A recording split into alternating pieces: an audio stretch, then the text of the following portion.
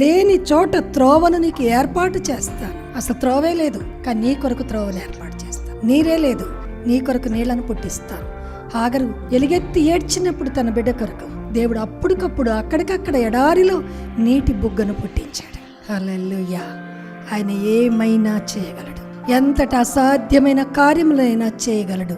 నీవు నమ్మితే చాలు, నమ్మితే ఆయన కార్యాలను చూడగలవు. హల్లెలూయా. చూడండి, పాడైన నీ స్థలములను, పాడైపోయిన నీ గృహమును, పాడైపోయిన నీ హృదయమును, పాడైపోయిన నీ జీవితమును, పాడైపోయిన నీ శరీరమును దేవుడు కడతానంటున్నాడు, బాగు చేస్తానంటున్నాడు, స్వస్థపరుస్తానంటున్నాడు. ఎండిపోయిన నీ జీవితాన్ని, ఎండిపోయిన బ్రతుకులో పువ్వులను పూయిస్తాను.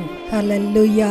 యెషయా గ్రంథము 41 అధ్యాయం 19వ వచనములో, మెట్టల మీద నదులను పార చేసేదను, లోయల మధ్య ఊటలను ఉబుక చేసేదను. మెట్టల మీద నదులు పారవు, ఎత్తైన స్థలంలో పారవు నీళ్లు. ఎప్పుడైనా డౌన్ ఉంటేనే ప్రవహిస్తాయి. కానీ దేవుడు అంటున్నాడు, ఎత్తైన స్థలములో పార చేస్తాను, మెట్టల మీద నదులు ప్రవహిస్తాయి, లోయలలో ఊటలు ఉబికి వస్తాయి. హల్లెలూయా, హల్లెలూయా. అన్ని అసాధ్యమైన కార్యాలే.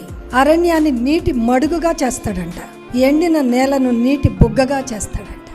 హల్లెలూయా. అంటే ఏంటి? నీ జీవితము ఎండిపోయి అరణ్యంలాగా, అడవిలాగా, ఎడారిలాగా ఉందేమో, దేవుడు నీళ్లను ఉబుక చేస్తాను, నదులను ప్రవహింప చేస్తాను, పువ్వులను పూయిస్తాను. హల్లెలూయా, హల్లెలూయా. యెషయా 44:26 అంటున్నాడు, యెరూషలేము నివాస స్థలమగును, దాని పాడైన స్థలములను బాగు చేయువాడను నేనే.